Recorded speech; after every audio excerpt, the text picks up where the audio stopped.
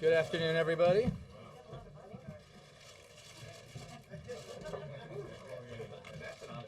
How's everybody doing today? Excellent. Good. Well, thank you very much. I'm glad to be here. I really appreciate the turnout. I've never seen this room this crowded. Before we get started today, I have a presidential scheduling update for you.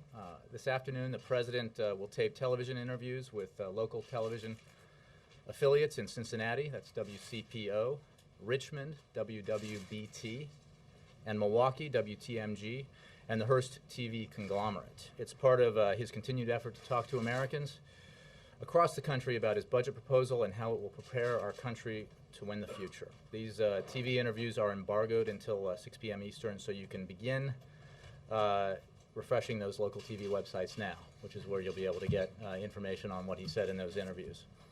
And with that, I'd like to go to my briefing. Does he start doing them?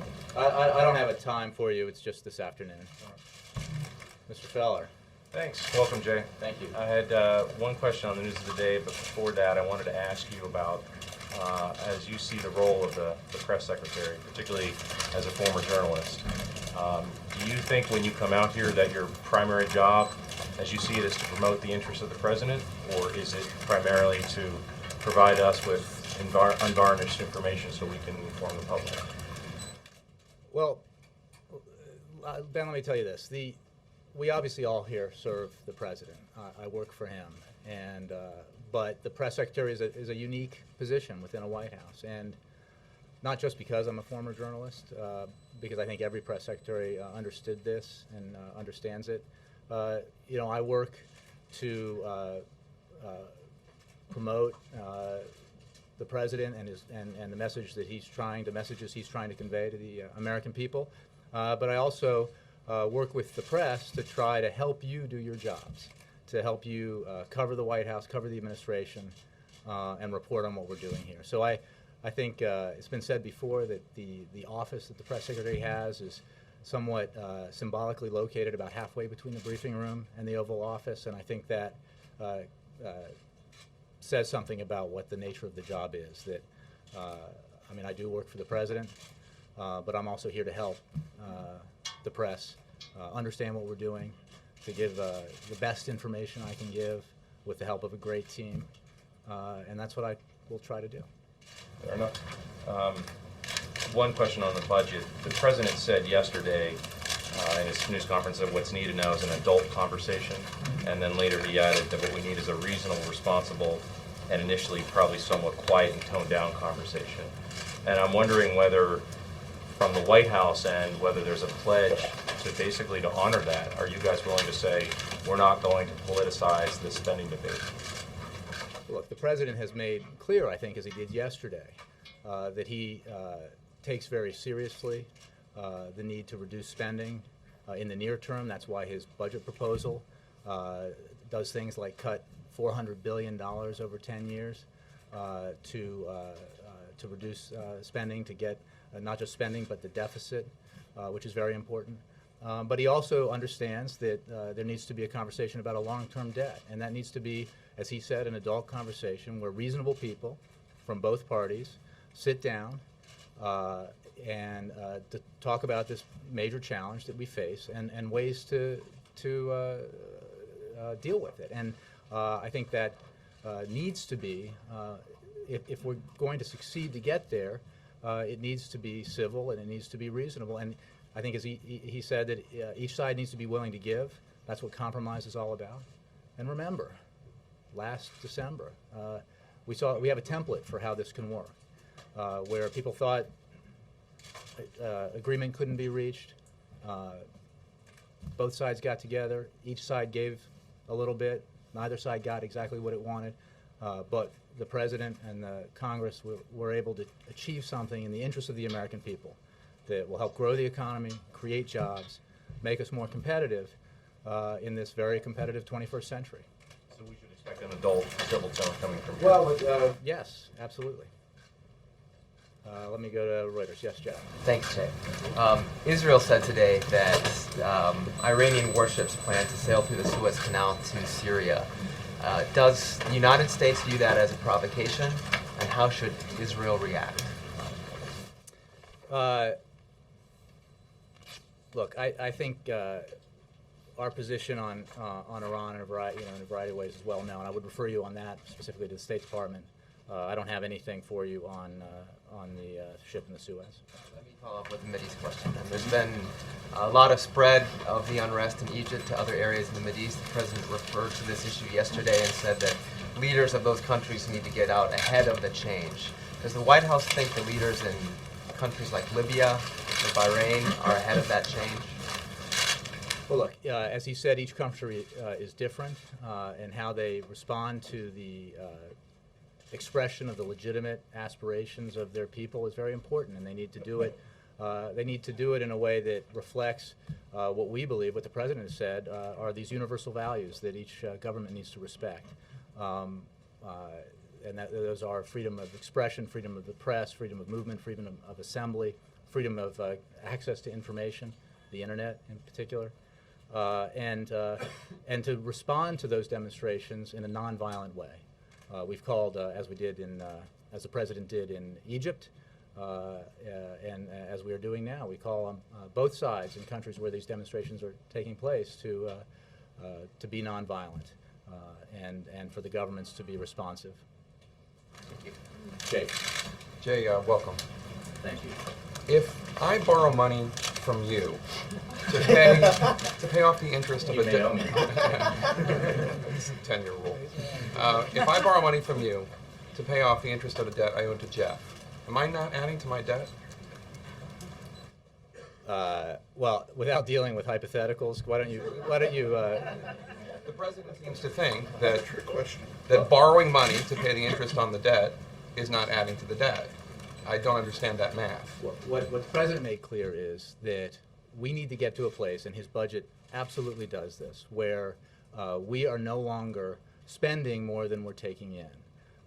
And what the reality is that we have, like a lot of like some families might have, debt on their credit card with interest rates that have to be contended with. But the first important step to dealing with this issue is getting your regular spending and income in balance so that you are no longer adding to the problem. The interest is something we have to deal with, and interest payments are a major portion of our long-term debt problem that we need to address. But look, it is not an inconsequential deal to propose a budget that cuts as substantially as it does in targeted areas, so that the federal government lives within its means in order to be able to continue to invest in the future, because you have to have economic growth, you have to have job creation if we're going to address this overall long-term problem. I assume when the president calls for an adult conversation, he means that conversation should be forthright, and politicians shouldn't be hiding behind cute language such as, we will not be adding more to the national debt, even if hundreds of billions of dollars are being added to the national debt in interest paid on debt that President Obama helped himself create. Well, the debt has been created over a number of years, as you know, and we came in here with an economic crisis, the likes of which I dare say nobody in this room has ever seen, and which threatened to head straight into a depression if we didn't act. But I also remind you that we inherited that when this administration came into office, this president came into office, an enormous debt that had been piled up in the previous 8 years. And that is part of the problem, and the interest that you're talking about is on that debt as well. But look, I think it's important to step back. The president is put forward a budget that seriously addresses the need to reduce spending, that also protects the key areas that he thinks need to be invested in so that we can remain competitive, grow the economy, create jobs. And he looks forward to working with Republicans and Democrats in Congress to deal with both the budget proposals and the long-term debt. And he thinks that there is reason to believe that we can get this done. Just to button this, you think that we will not be adding more to the national debt is a statement that stands scrutiny? Absolutely. Absolutely.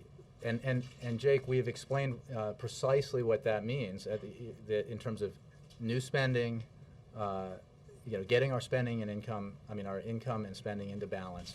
That is an important step towards dealing with our deficit and our debt. But yeah, Jay, in terms of that, following on that, PolitiFact, which is nonpartisan, both sides tend to agree with its nonpartisan analysis, looked at the very issue of interest on the debt. And they said that if the president's budget passes, annual spending minus interest will equal annual revenue in 2017.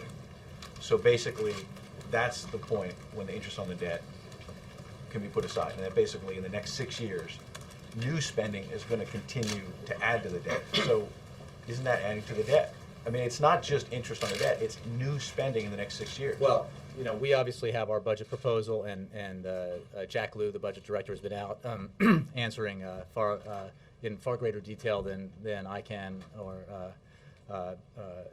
do on what our budget proposal contains and the assumptions it contains and the numbers it contains. But the president's made very clear what his priorities are here and what the reductions that we're looking to make, and how that really is. It's the only plan out there, and I would remind you, it is the only budget proposal out there right now that reduces spending and brings down the deficit. It is a very serious, reasonable proposal that demonstrates his seriousness about this debate. Right, but when PolitiFact says it's false for the president to say that he's not adding to the debt, it doesn't matter that this White House is still going to continue to make the claim that you're not adding to the debt, even when nonpartisan people have looked at it and said you actually are. Well, look, I would just refer you to the statements of Jack Lew explaining this. I'm not an economist. I know that you've heard phrases like that before, but I'm not, and we absolutely stand by the budget. Okay. On Egypt, yesterday the president said that he said obviously there's a lot of work to be done, but what we've seen so far is positive in terms of the Egyptian government enacting reforms, trying to move towards free and fair elections, etc. A couple hours later, we had this terrible statement put out by CBS saying that one of their journalists was physically and sexually assaulted. What is this government doing to press the Egyptian government for answers about what happened and what they're going to do to bring people to justice? Well, Ed, as you know, during those events, the 18 days, the president made clear that our position was violence was unacceptable, and that specifically harassment, detention, violence against journalists was unacceptable, and that the perpetrators of violence needed to be held accountable, and that remains our position. Right. But we now know at least one case where it happened despite the White House saying, don't do this, don't let this happen. So I'm unclear, what is the White House doing now to get answers from the Egyptian government about exactly what happened, since it doesn't appear that they followed up on your admonitions? Well, again, we have stated clearly what our position is, and we obviously have a lot of contacts with, through our embassy and elsewhere, with the current government, and we still believe that those responsible for these acts, and there were obviously there was other violence, need to be held accountable. Another question on Egypt. Obviously there's an optimistic tone with elections looking like a real possibility at some point, but there are also a lot of critics who believe, or a lot of analysts of Egypt and Middle East policy who believe that these generals are going to get very comfortable with power. And that's going to create a real problem. And you're going to have, maybe not Mubarak too, but you're going to have something not far from it. What is the White House doing to make sure that doesn't happen? And does the president believe that, how concerned is the president if these generals are going to get comfortable with power and keep it that way? Well, look, there have been a number of positive signs in the very few days since this transition in terms of the top leadership took place. But our position in terms of what needs to happen, the constitutional reforms, the lifting of the emergency law, the release of political prisoners, those positions still pertain. And obviously we are watching closely and advising and assisting where we can. But also, I would point to you that this is an Egyptian process. The amazing events that occurred over those 18 days were driven by the Egyptian people from all stripes, from all corners of society, who went out on the streets to air their grievances and make demands for more democratic representation and to be able to participate in the process and to create greater prosperity in Egypt. And we support the Egyptian people now just as we did then, because I think they have made clear that they want a democracy and they want free and fair elections. And we are obviously as on this today as we were in the previous 3 weeks. Is there planning going on for the possibility that they start to settle in? Well, I'm not going to speculate about what may or may not happen. We have, we have seen. Is there planning going on, just in case? I don't have anything for you on that. I think the point is we have seen positive developments.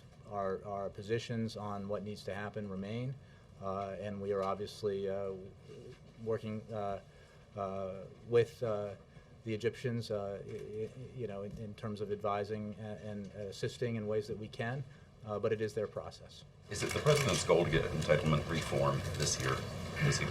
Chip, I think this is a process. This is the beginning of a process, but he has said that in the months ahead, this is something that he will be engaged in. But I would never put an end point on the process. Last question. You say we're not adding to the credit card under this budget, but the fact is the total national debt increases. How do you explain to the average American that we're not adding to the credit card? It doesn't sound like double talk to the average person out there. I think again, not being an economist, I will venture to explain the miracle and sometimes the horror of compound interest, and the reality is the interest on the debt is a major portion of the debt that we have to pay and the growth of the debt in future years, and I think Americans understand that. Mike. Jay, this afternoon when the President sits down with the Senate Democratic leadership, is part of the discussion it's time for this adult conversation on entitlements? Sorry, say that again. Is part of the meeting this afternoon with the Senate Democratic leadership about entitlements, moving forward with entitlements? Well, the President is committed to meeting with leadership and members of both parties, both houses, and this is one of those meetings. The Senate Democratic leadership will be here. There'll be staffers there who can discuss our budget proposal. But I think the President just released his budget 2 days ago. I think that is a focus right now. But he, as I've said before, he wants to have the discussion about the long-term debt. But it's important to understand that the budget needs to move forward, and that addresses the budget issues, and his cuts address the 12% of our spending that's non-security discretionary spending. And in terms of the entitlement reform question, he looks forward to discussions with leaders of both parties and members of both parties on how to move forward. The President reflected on history a bit yesterday, talking about Ronald Reagan with Tip O'Neill and then Bill Clinton with the Republican Congress. Does he believe there's time to get perhaps something done on entitlements before we get into 2012 campaign mode? The President's very confident that if we get together with both sides, members of Congress, the President, that something can be accomplished. And he believes that the approach he's taking by putting forward a budget that is serious about the need to reduce spending, but is also serious about the need to continue to promote economic growth and innovation and infrastructure, building for the future and educating our children, that he has created, helped create an environment where we can have these conversations in a productive way. So I think his seriousness about this issue is very clear, and he wants to work together with members of both parties to get there. Jay, first of all, the interviews with Cincinnati, Richmond, Milwaukee, those are the three media markets of John Boehner, Eric Cantor, Paul Ryan. Coincidence? I think those are important states, important parts of the country, and he's very eager to talk to and reach out to Americans in all parts of the country to explain what he's doing on the budget, explain his vision for the future, the need to reduce spending reasonably, promote economic growth, and invest in the areas that will help us compete in a very competitive environment in the 21st century. So the fact that I would they just played say no that those- role, or did play, Look, or an added benefit? He speaks to, he travels around the country, he has meetings with Americans around the country, and this is just part of that process. You're barely, he's almost smiling. Earlier today, CIA Director Leon Panetta was asked if the U.S. government captured Osama bin Laden, what would happen to him? And he said eventually he'd be moved to Guantanamo. Believe it or not, the very first question Robert Gibbs received at his very first briefing was about the process of closing down Guantanamo. It's your very first briefing. Is it now no longer a main policy goal of this administration to get Guantanamo closed in the first term? Well, the The president. CIA director is saying he's assuming Guantanamo is going to be there to take high-level detainees. Well, I think the DNI director has also followed up on that, but I would just point out that the president remains committed to closing the prison at Guantanamo Bay. Because, as our military commanders have made clear, it's a national security priority to do so. I don't have anything beyond that on it for you. But if the CIA director is using, I mean, does that mean there's no plan B? Where's the I'm not gonna process? I guess where's the speculate- process? I'm not going to speculate about what would happen if we were to capture Osama bin Laden. I can tell you that this government is very focused on bringing to justice perpetrator of the attacks on 9/11. But beyond that, I wouldn't speculate about what would happen. Is there still a process trying to close down Guantanamo? Oh, the president remains committed to closing Guantanamo. Tomorrow, the president is meeting in a private fundraiser, no public events in San Francisco, and overnighting there. It's not a fundraiser. We've learned, is there no politics at all? Dinner. I think the president wants to discuss. Technology leaders, is there any politics being discussed at all with these folks? Are they being asked to help? I think the focus of the discussion is innovation and job creation, and these are, representatives of businesses who know a lot about private sector job growth. Full list of attendees they Yes. released. Okay. Yes. Thank you. Welcome. And by the way, thanks for retiring the pastel ties. No offense to Robert, but that was nice to see a dark tie. Let me go to the second row. Yes. Hi. Welcome. On Social Security, the president repeated yesterday that he is opposed to slashing benefits. When he says slashing benefits, does that mean that he's against significant cuts in spending, or is he, in benefits, or that he's also ruling out any benefit cut whatsoever? I think the president was pretty clear in the State of the Union about his position on this, which is we need, first of all, as all of you know, some of you may even be economists, the Social Security issue is not a deficit, near-term deficit issue. It is a problem with long-term debt. Secondly, that we do not, the president wants to protect current retirees. He does not want a solution that slashes benefits. And he wants to make it stronger and solvent for the future because it is an important element of the security for our seniors. Now, on the specifics, I'm not going to get into negotiating a Social Security solution from this podium, precisely because, as the president said yesterday and has said many times, we need to get together. He needs and will get together with leaders of both parties who want to address this issue seriously, entitlement spending in general, and talk about the ways to do that. I'm just asking what he means by the word slash. It's his word. I think slash is a pretty vivid word. He's I'm not going to go beyond what the president said on what that means, but he would oppose any solution that slashes benefits.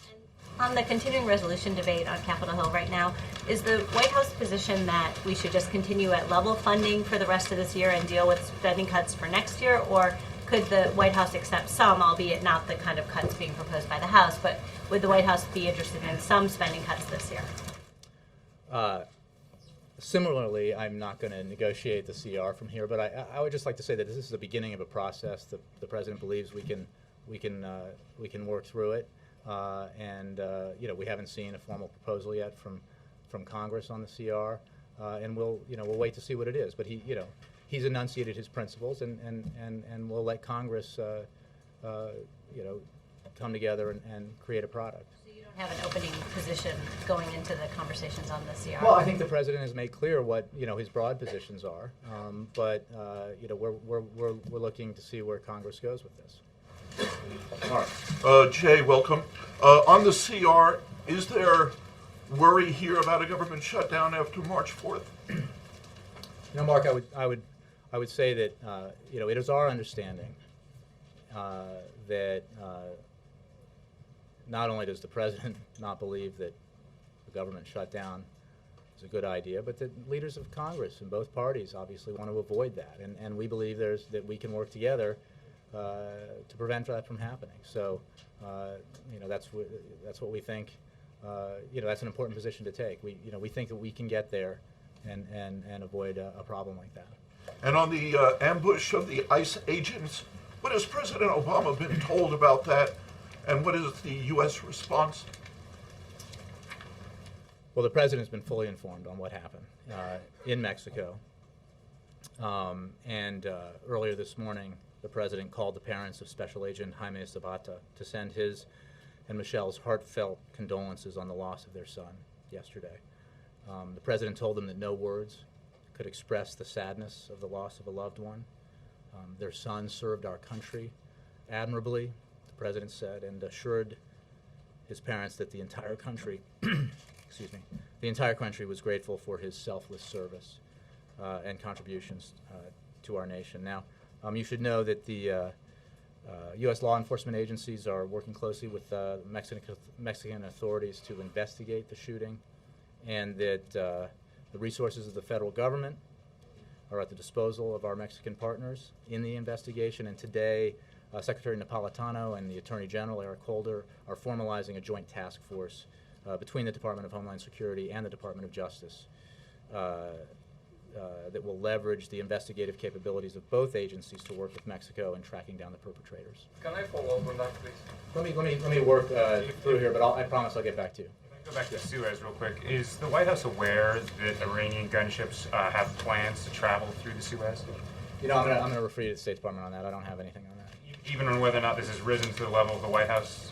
No, we're aware of it, but I refer you to State on that. Okay. So when you say we're aware, is the president aware? Yes. All right. And then in terms of the executives tomorrow, could we get? Are you going to give any other names out? We know Zuckerberg's going to be there. We'll release a list when we have it to give it to you. So I'm not going to name them from here. Given that Zuckerberg is there and Facebook has and did play a role in the revolutions in North Africa, do you expect this to be a topic, or is it more focused on domestic innovation ideas? I think it's the purpose of the discussion is on innovation. Obviously other topics could come up. Mara? Welcome, Jay. Thank you. A question about the tone that he wants to foster, and when and if you guys get to talking about entitlement reform. He said he thinks both sides should be practical and not score political points. Now that all three House Republican leaders have said that they are going to offer some kind of entitlement reform or cuts in their 2012 budget, what is the message the president has to Democrats about how they should react when those cuts are released? In other words, does he want them to hold their fire in the interests of creating this atmosphere that he talked about yesterday, or should they let loose? Well, Mara, let me say that the president, as he noted yesterday in the press conference, was glad to see Republican leaders acknowledge, as he did in his State of the Union, that our larger long-term spending issues, deficit and debt issues, cannot be resolved by cuts in 12% of the budget, which is our non-security discretionary spending. And then I would just go back to say that we welcome the conversation about how to address the entitlement issue.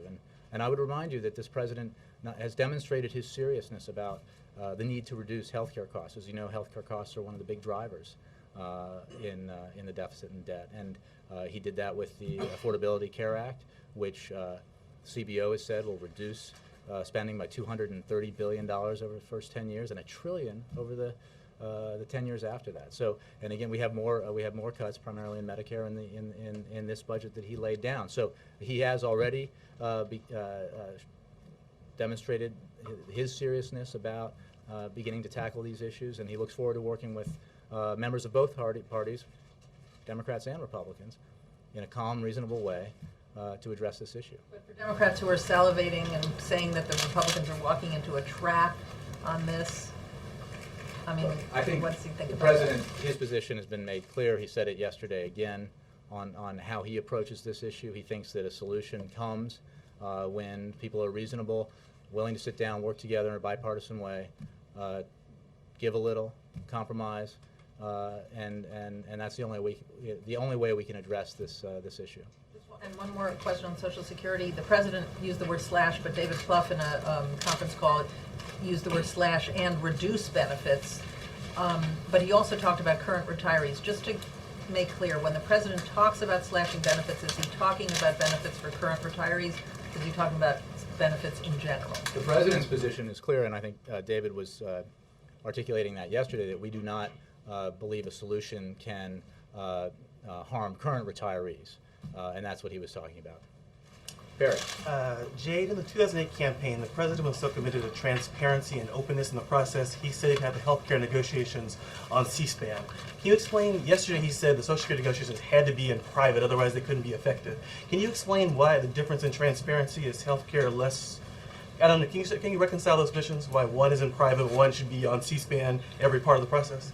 Well, the administration is committed to openness and transparency. We are also committed to getting things done, and I don't think the president said that every discussion about entitlement reform would be held in private, but I think he made clear, as I think some other of the leaders on the Hill have made clear, that one of the lessons we've learned in history, in recent history anyway, about tackling these big, difficult issues is that it helps to have quieter conversations about some of the issues, so that, as the president said, when an agreement is reached, first of all, we can get there, and then we all get into the boat at the same time, so it doesn't tip over.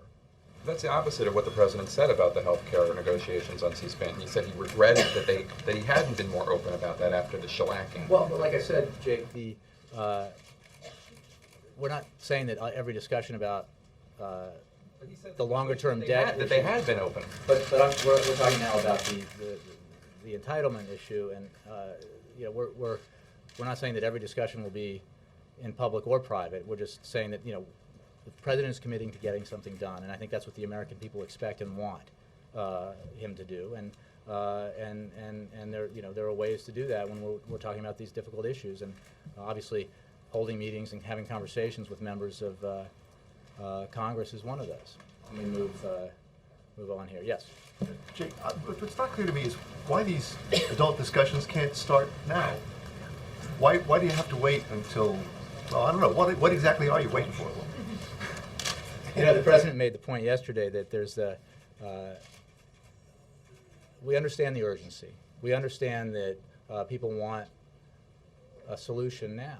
But this is a big issue. This is a hard nut to crack, and we're at the beginning of a process in terms of this stage of the process. But as he pointed out yesterday, the Deficit Commission, which he appointed, really helped change the conversation and created a framework for discussion going forward. So, I mean, this process has already begun. The process began, as I said, when the president addressed soaring health care costs in the Affordable Care Act. It's present again in the way he addresses additional health care costs in his budget. It's present in the Deficit Commission that he created. And the conversations, there's not a start date or an end date that I'm going to announce from here. The conversations are happening, and they will continue to happen. Convening a meeting, let's say, on it, in the very, very near future, he does leave the impression that he is waiting for the other side to, for example, come across with their budget plan and their proposals on, and they get in the vote first. I think everyone needs to move forward, and the president, I think, has discussed this. I know he has very clearly about what his position is, he will be having discussions and meetings and conversations on this issue in the weeks and months ahead. I think to announce a big meeting is not necessarily conducive to getting it done, and the president's very serious about getting it done. And oh, I'm sorry, Jackie. Let me do second row here. Yeah. I know, I was going to welcome you. Well, I was looking at you before. You didn't look at me. When the president said yesterday that there were months of discussions ahead, could you say exactly what he means? Was it sort of the informal, the lunch here and the phone call there, or does he foresee something more structured? And in terms of talking about months, is that sort of follows up on the last question, but is that going to come at the end of the congressional budget process, which could be as late as post-October? I don't think, again, with the goal of addressing this in a serious way, that there's a timetable that he or I or anyone else here wants to announce. I think that the conversation, he looks forward to having these conversations, and the overall process, as I just pointed out, has begun, and it will continue in the weeks and months ahead. Hi, Jay. Welcome. A couple of very short questions. How often should a president have a news conference? Seriously. I don't think there's a hard and fast rule. I think President gave a press conference yesterday. He's given press conferences over the course of his time in office, and will continue to do so. How about events like cabinet meetings, which used to traditionally be open to some kind of media coverage? Will those be open in the future? Well, there are no hard and fast rules, and I mean, I think that we're committed to providing access, and we're also committed to getting the work done here that the American people expect us to get done. But let me just say, I mean, I understand where you come from, literally, and I want to work with you and all of you to get the access that we can give and that you need. How often do you think you'll brief? 5 days a week?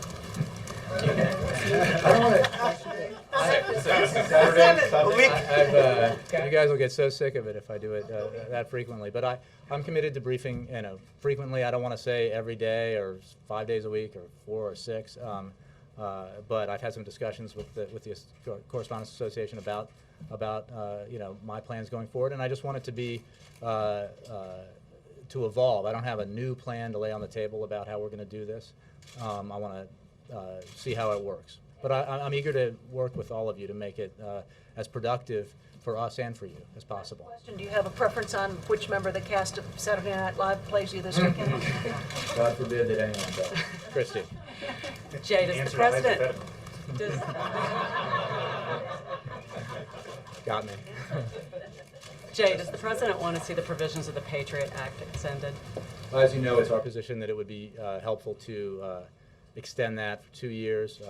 We're working with Congress to see what we can get done, but the answer is yes. Does it need to be dialed back in any way, any provision? Well, look, I mean, with the I think what we said is with the with the necessary provisions in there and precautions that safeguards, but we believe it should be extended. So the president believes that civil liberties are adequately safeguarded. The act is currently written. I think his position on this has been pretty clear. It hasn't changed. We do want it extended, and 2 years would be useful, we think, so that there's certainty in the community going forward. Yeah. Welcome. I'd like to bludgeon you with another comment that the president has repeatedly made, which is that he's the adult, that he doesn't want to kick these cans down the road in terms of entitlement reform. This is the big enchilada. I don't think he said big enchilada. How can you justify that the president hasn't articulated any specific position, or even sort of a general position on any of these entitlement reforms? For instance, he mentioned yesterday that he favored some things in the Deficit Commission report and didn't favor others. Can you maybe articulate for me what his starting position might be based on what he liked in the Deficit Commission? Well, he has articulated a general position. And he's articulated a specific position in terms of the ways in which he has already tackled some of these entitlement issues and the healthcare spending in particular. I mean, you cannot forget that one major element of the Affordable Care Act was to get control of soaring healthcare costs. And I refer you again to the CBO and their projections on those savings over the first 10 and next 10 years. I want to remind you that he said that he believes we need to have an adult conversation, and that means with many adults, and not what he's looking for and what he believes the American people expect is a cooperative, focused, sincere effort towards tackling these difficult issues. What do you say to people who say that it's the president's responsibility to lead on this? I think he is. Look, he is leading. He led for 2 years. I mean, this is a president who has done big things. He has tackled hard issues. And again, I would point you to on the issue of reducing health care costs, what he did with the Affordable Care Act. I would point you to the budget proposal he just put on the table, which is it's only in Washington would $400 billion be viewed as not a lot of money. I think in the places that the president travels around the country, they understand, Americans do understand that that's significant money. And they understand this, that this budget proposal will reduce non-security discretionary spending to its lowest level since Dwight Eisenhower was president. I don't want to embarrass people and ask who was alive when Dwight Eisenhower was president, but that was a long time ago, and that is a period that includes Presidents Reagan, Clinton, Bush.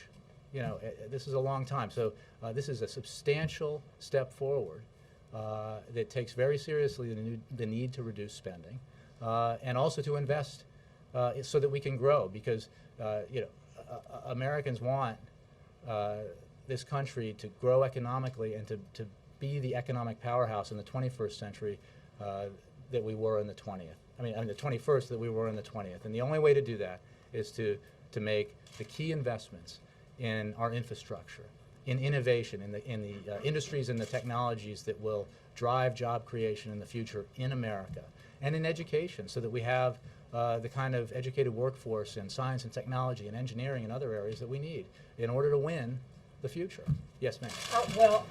This old bat was alive when Eisenhower was president. But besides that, two comments really from Republicans lately. And one was Speaker Boehner saying so be it about federal jobs being lost, and also the governor of Florida saying he's not going to take federal money now for high-speed rail. Look, we think that's an unfortunate decision, but I think I would refer you to the Department of Transportation. Secretary LaHood has put out a statement about that.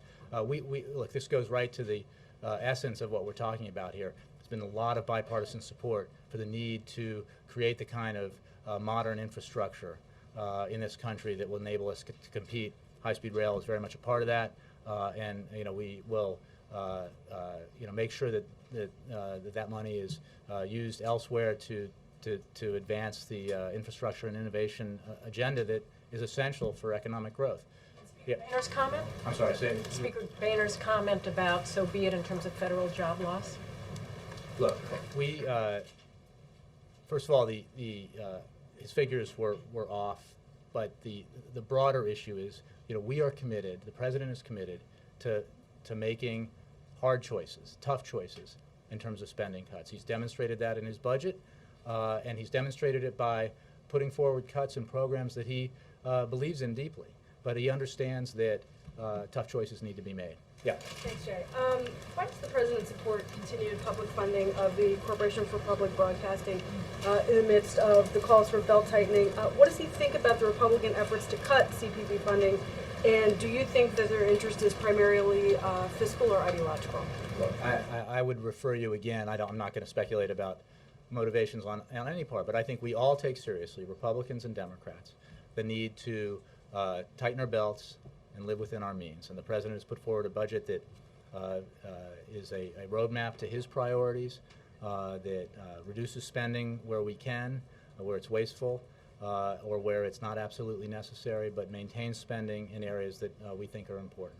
Let me move around. I just want to clarify, does he think that there is that there's a universal American value in public broadcasting. I mean, he hasn't slashed that budget, so he Well, I presumably think, does. again, the budget represents his priorities, and I think you can read into that. Yes, David. Ohio, Wisconsin, and Virginia are also pretty important states in 2012. Will we be seeing a string of local interviews in similar close states like Pennsylvania or Florida? The president and other officials here, do interviews, regional interviews all the time, all over the country. I want to get you and then experiment a little bit here, but yeah. Is the White House concerned that the political unrest in Bahrain could make it more difficult for the U.S. allied government to support the Fifth Fleet's base there? Well, look, what the president believes, the administration believes, is that Bahrain, like all the countries in the region, needs to respect the universal rights of its citizens, their right to protest, the right to have their grievances heard, and that they should refrain from violence on both sides. And we are obviously watching events in Bahrain and around the region very closely. But our position on all the countries is the same at the universal rights level. Yeah. Okay. If the president is committed to making big budget choices, this is a tough budget and so on, why have all of his public events since the State of the Union been not about budget cutting, but spending? Does it exacerbate this perception that he's more enamored with spending than he is with cutting? Again, I would point you to the budget, Savannah. It's very clear, and he's talked very clearly about it in the State of the Union, in his press conference, other venues, in his weekly radio address, and we're talking about priorities that have to exist together.